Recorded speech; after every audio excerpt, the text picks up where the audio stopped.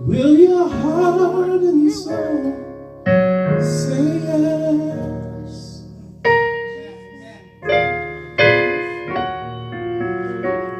If I told you what I really need, will your heart and soul say yes?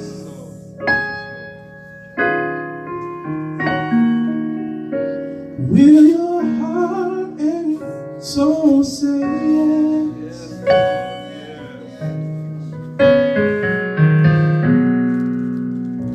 Will your spirit still say yes?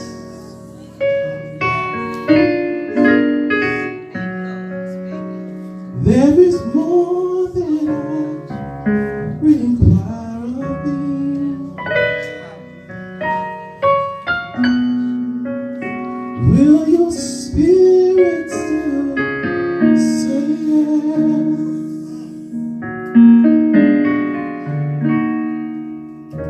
If I told you what I really need,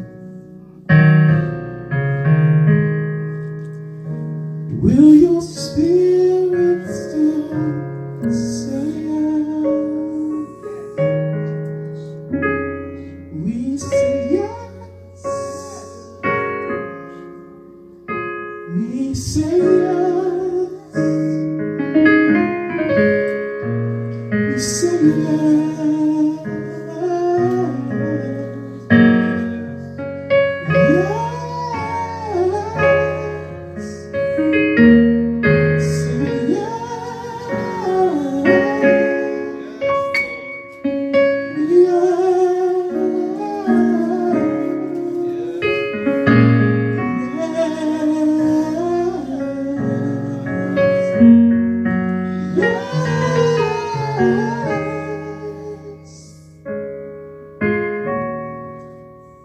will your heart and soul say yes?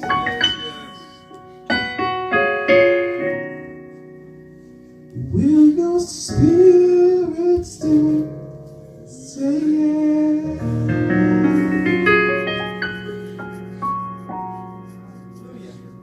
Oh, praise Him.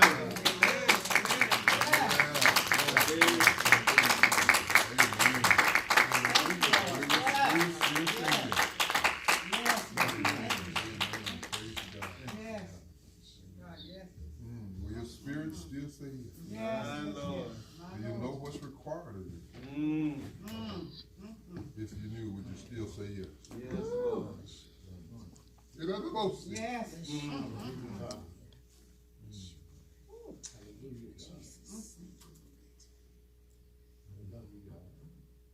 Praise Him. Praise Him.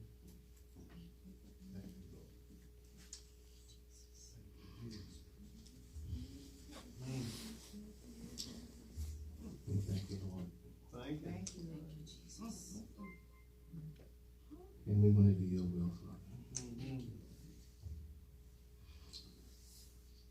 I pray now that you overtake me, that your spirit rest in all those that are here. My God. That you would use me and that you would use this church to be a blessing. in Yes, this Lord. community. Yes. Remove all sin, remove all doubt, all fear. Let us march on. Let us do your will. You require so much more than what we're giving you, Father. We're only giving you a little bit of what we've got. So, Lord, use us. Use us mightily. In Jesus' name we ask this. Jesus' name. Amen. Amen. Church, the reading of the word was given this morning by Mr. Gilbert. It is going to be Jonah 3, 1 through 10. I won't read that again. However, I am going to add Nahum, which is 2 books over. And I'm going to be reading from Nahum 2, 1 and 2. When you found minded, please stand. In reference to the word of God again. Nehemiah gets 2 books over from Jonah. It's going to be chapter 2, verses 1 through 2. Now, if you remember the prior reading, Jonah was given an assignment, and he did that assignment rather reluctantly, but he did it. And Nineveh did what was necessary and what God wanted. And when he saw that it was done, he repented. God did not do what he was going to do. And he gave them newness. But as we read from here, it says, Nineveh, someone is coming to attack and scatter you. God, I'm reading from the contemporary English version. Nineveh, someone is coming to attack and scatter you. Guard your fortresses, watch the road, be brave, prepare for battle. Judah and Israel are like trees with branches broken by their enemies. But the Lord is going to restore their power and glory. Amen. Amen. You may be seated. Everyone say, Lord, Lord, restore restore my worship. my worship. Amen. Amen. Lord, restore my worship. But the Lord is going to restore their power. Yes, amen. I love the minor prophets Well, of the Bible. And this morning we're going to be moving somewhat rapidly between the many minor prophet books.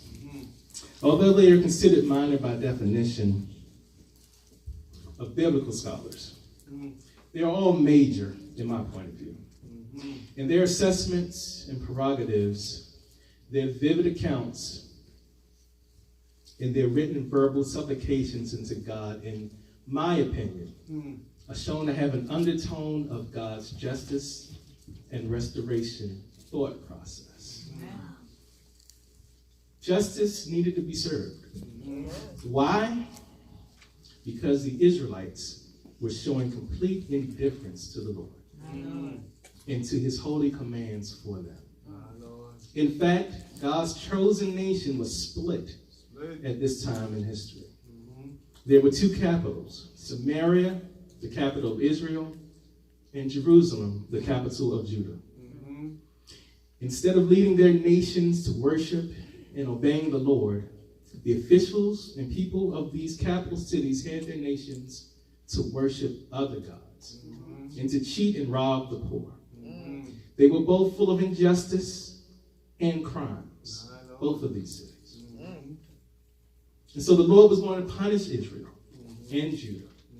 Moreover, God is planning to use Nineveh, the capital city of Assyria, and the nation of Babylonia to accomplish it. Nahum 1:12 says it like this. But the Lord says, Assyria, no matter how strong you are, you will be cut down. My people, Judah, I have troubled you before, but I won't do it again. I'll snap the chains and free you from the Assyrians. Now, there was a serious situation with this. It's a conundrum, a paradox that we wrestle with as outsiders looking in. And what that was is that the Assyrians and the Babylonians were even worse sinners than the people of Israel and Judah. Habakkuk 1, verses 12 and 13. I said we're going to be jumping.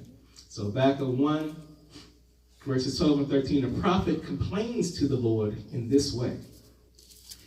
You are using these Babylonians to judge and punish others, but you can't stand sin or wrong. So don't sit by in silence when they gobble up people who are better than they are. And so now Israel's fate is echoed in Psalms 137, verses 4. And it says this. Beside the rivers of Babylon, we thought about Jerusalem. And we sat down and cried. Yes. Yes. We hung our small harps on the willow trees. Yes. Our enemies had brought us here as their prisoners. Now they wanted us to sing and entertain them. They insulted us and shouted, "Sing about Zion." Here in a foreign land, how can we sing about the Lord? The people have been crushed, demoralized, and displaced. It was their own doing. God repeatedly sent warning after warning through his prophets that they didn't heed them. In fact, they usually chased down and persecuted and killed the prophets that God was using to speak for him. And here we find them being commanded to sing sacred praise and worship songs for sport. Someone say, restore. Restore. Some of us have been beaten and battered by circumstances that we put ourselves in. Amen. Amen. And God seems to be so far away from us right now. Some of us are embarrassed and ashamed by our actions and just want to reconnect back with the Savior. You want to be able to feel his presence again, to experience the joy that you had when you first believed. There was a song that said, "Take me back. Take me back, dear Lord, to the place where I first received you." You're tired of failing. You're tired of broken promises to God. You've been here at this crossroads at the breakthrough way too many times before. You can never find your way through to the other side. This is it. I gotta worship you, Lord, but my heart isn't right. I want to praise you, but I'm distracted over this problem over here and this person over there. And anybody been at the right at the edge of a breakthrough? And all you needed to know was that God was standing right beside you, that he was listening to you. Say, restore. My worship. My worship. Let me give you these 3 points and I'll get out your way. 3 ways to restore your worship. Number 1, repent. Amen. Someone say there's a posture There's a posture to get into the presence. to get into the presence. I'll say it again. There's a posture to get into the presence. The presence of God. For God to listen, how many of you know that you have to do more than just say, "I'm sorry"? Amen. Imagine God's heard it all before. Yes, he has. Actions speak louder than words. Yeah. God saying, show me Show me. how sorry How you sorry. are. I know I'm right about it. When Jonah repented and was finally spit out of the great fish, he took the same message of repentance to Nineveh. It's in the text we read earlier. And the people there responded not just through confession, but also demonstration. It's right there in the text. Jonah 3:5 says, they believed God's message and set a time when they would go without eating to show their sorrow. Then everyone in the city, no matter who they were, dressed in sackcloth. When the king of Nineveh heard what was happening, he also dressed in sackcloth. And he left the royal place and sat in dust. That's what the word says. How truly sorry are you? Or are your words empty? Are you going to mistreat that person under your responsibility who was just having a bad day when it was you who was just having a bad day, not them? Amen. It was you. Or are you going to be dishonest and cheat a customer of yours who you might perceive as unaware or in a vulnerable situation?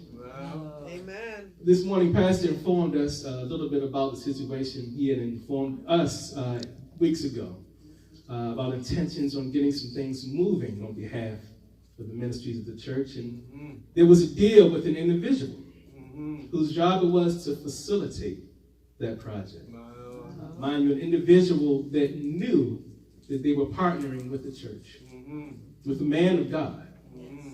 And they still chose to compromise their integrity by doing something unethical and unnecessary. Wow. Amen. The problem was the individual didn't know that our pastor knew the rules and regulations and the law. Now, most of us in the room listening to this and listening to the pastor explain it did not know. Wow. But it's because, Hosea says this, Hosea 4:6, again in the minor prophet, it says, "My people suffer, but they perish for lack of knowledge." Lack of knowledge. Amen. That's the word says. And so suffice to say that individual lost out on an opportunity because of greed. So God's saying you can keep your words. Wow. Show me changed behavior. Amen. Amen. Show me that you can be trusted to do what is right when nobody's looking. Or at least when you think nobody's looking. Our Father's always paying attention. Yeah. And as we celebrate the birth of Dr. Martin Luther King Jr. on tomorrow, we are reminded of what true heroism was. Amen. And how important it is to take a stand and fight for the rights of all people, not just a chosen few.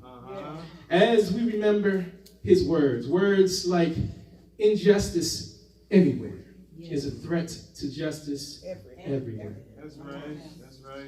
A time is always right to do what is right. Talk, preacher. And lastly, our lives begin to end the day we become silent about things that matter. Preacher, that's real. So we realize that justice is never absent of personal character. Commit to living justly for God. Amen? Amen. All right, so you repented in earnest. The second point is to pray. Pray. Pray for others in earnest. Amen. Everybody say there's a process There's a process to release the pain. To release the pain. Talk, preacher. There's a process to release the pain. Remember, church, we want God to restore our worship. We can't do that when we are harboring hate and disdain against someone else. We can't release the pain and hurt that someone caused us without earnestly praying for them, for their family, for their salvation, and lastly, and most importantly, for their promotion. Wow. I know. You talking, preacher. That's a good word right there. I know that one stings a little bit, the last one. And I didn't say that you'd have to pray that their promotion would overshadow yours. But what I'm saying is that we all need to acknowledge that God saved us from a burning hell. Gave us a second, third, and some of us fourth and fifth chance to get it right. And he can use anyone he seems fit to advance his kingdom. Amen? Amen. We find here in the text that Jonah didn't like accepting his assignment. Jonah was that way. He secretly hated the Assyrians. You remember Babylon had already seized, plundered, and displaced the nation of Israel. Now Assyria is going to do the same thing to Hezekiah and the nation of Judah. That's right. The last thing he wanted for God to do was to save the capital city of a nation that was tormenting his own people. And it really speaks to God's divine nature that he would still try to save a city whom he allowed to punish his own people. My God, my God. What a mighty God we serve. God sees something redemptive in all of us. So don't blow your second chance. And I would submit to you, as we're talking about praying, that if you don't feel like you know how to pray, or pray effectively, or if you're intimidated about praying in public, that you would consider joining us on Monday nights as we learn to intercede for one another, for the church, and for the nation. Can I get an amen? Amen.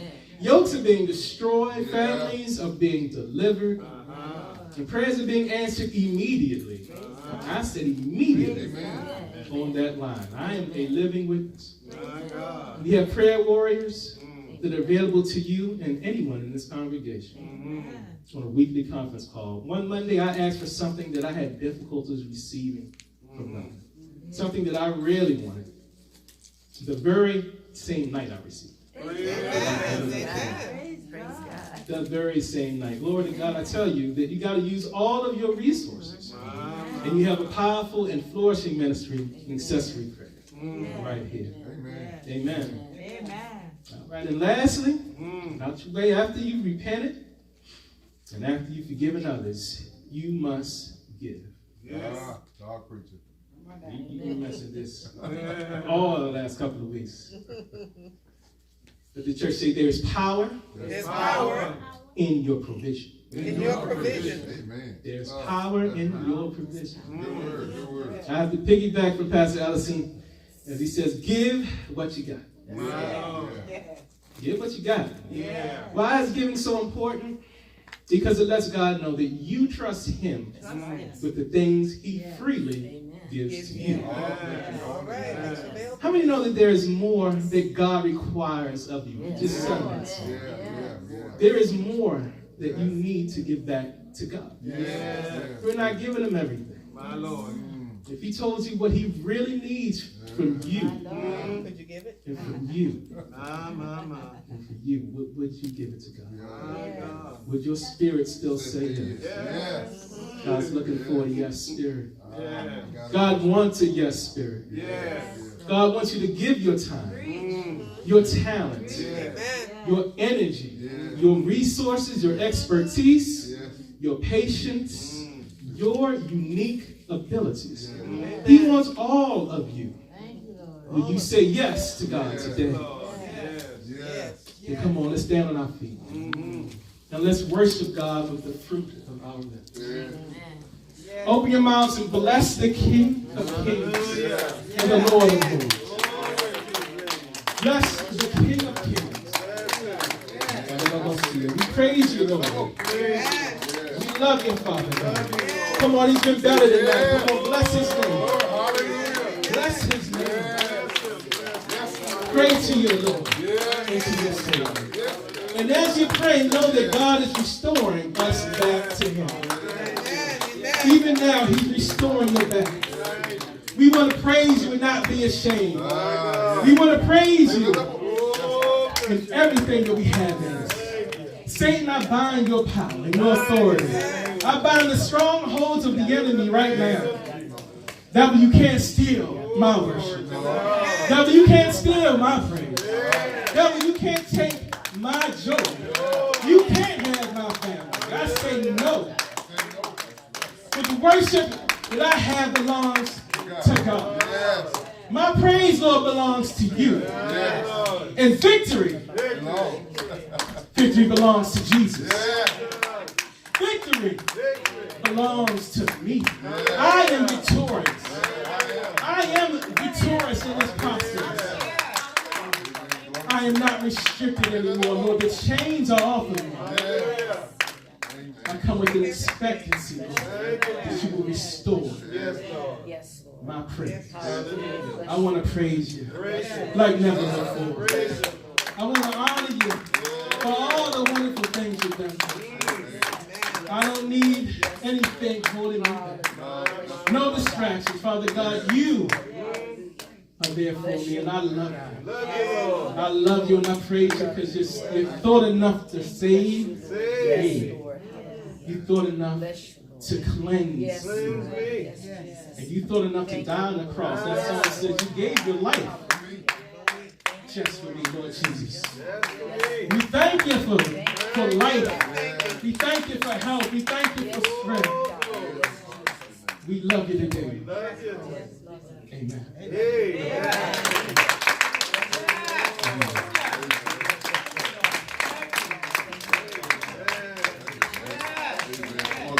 Come on, let's give God praise.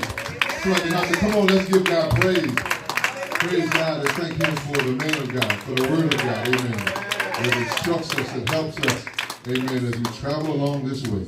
I don't know about you, but that word really went right into my spirit, Mr. G, because that's what I've been praying. I've been asking the Lord to restore my worship, to restore my praise, amen, to restore my joy, amen. Sometime on this journey, you can be wearied in well-doing. And I know the scriptures say don't be, but I come to tell you today, if you're human and you're truly trying to serve the Lord, you're going to get weary. But aren't you glad that we got a God, amen, that's able to refresh, to restore, and to renew, amen, and then you lift up his name, amen, he'll restore you. And I mean, that's our theme for this year. The restoration of elevation, or the elevation of restoration. Amen. However you want to put it, God is restoring our joy. He's restoring our peace. He's restoring our hope. He's encouraging us to run on to see what he's going to be. Come on, let's thank God for this man of God, amen, for this powerful word that he sent today. And I'm thanking God, amen. Every one of those points we have in our mind, amen, over and over this week, amen, to see what we can do, amen. First thing you got to do is repent. Amen. Anybody here today need to repent of something that you did? Amen. All of us have come short. But aren't you glad that the grace of God is sufficient for all that we go through? I thank God today. Amen. Amen. Lord God, restore my worship. Amen. Oh, what a powerful word. God. I'm excited. I said I'm excited. Amen. I see the future already. It looks promising. I believe God's got something great in store for us. His word did say, eyes have not seen, nor ears heard, nor have entered the heart of man the things that he has prepared for those of us that love him. I don't know about you. I'm looking for my things to come. Amen. I'm looking to occupy that new building over there on Woodyard Road at 7518 Woodyard Road. Amen. I'm looking to occupy it real soon. Because God's got something in store. Look at your neighbor and say, neighbor, you ain't seen nothing yet. That's all right. You can be loud in here. You can be free in here, man. We got a crazy worship, amen. Amen. Because I got a God that's crazy about me. I don't mind telling you. I'm stuck on Jesus because he's stuck on me. Amen. Amen. Amen. We thank God for that word. I'm excited. Amen. I feel like my gas tank has been refueled. Amen. This week will be a little easier. Amen. Because I'm full. Amen. Oh God. I was pouring into, often I stand here and I got to pour out. But today I'm grateful I was able to sit here and he poured in too. Amen. Amen. Amen. Amen. Thank God for our first son in ministry. Amen. Praise be to God. Amen. And we never like to have this type of service without opening the door of the church. Who knows, there may be someone here today that would like to come and join. You're part of what we're doing. The door of the Church of Jesus Christ is open. Come. While the blood yet running warm in your body. Repent of your sins. Turn and give your life to our Lord and Savior Jesus Christ. There's some issue with folk who don't believe in the Bible. But I've been doing some research. And folk may not know it, but it was black folk that wrote the Bible. Amen. The Romans changed a lot of things. There's a lot of things that were whitewashed. But I just wonder today where we would be if we knew who we are.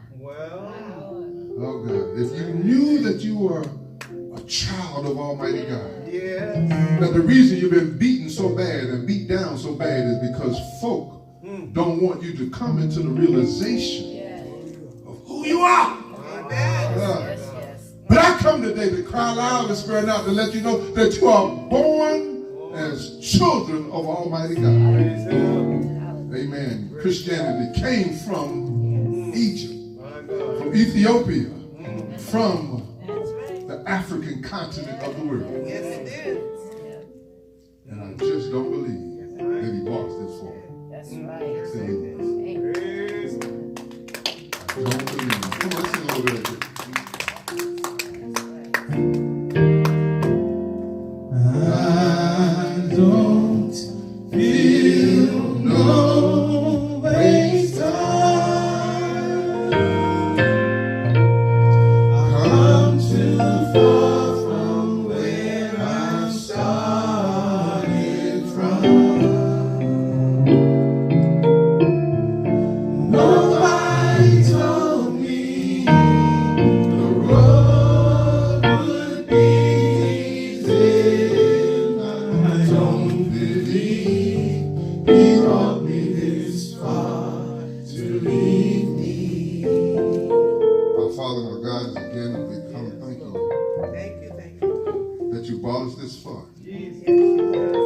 And you're the Alpha and the Omega, Yes, Lord. the beginning and the end of our faith. Yes, you Lord, we thank you for the revelation of who we are in you, are. Yes, Lord. for shining on us, for revealing to us who we are. My God. Help us now, Lord God, to receive the revelation of who we are in you, that we might live according to your holy word. Yes. Yes.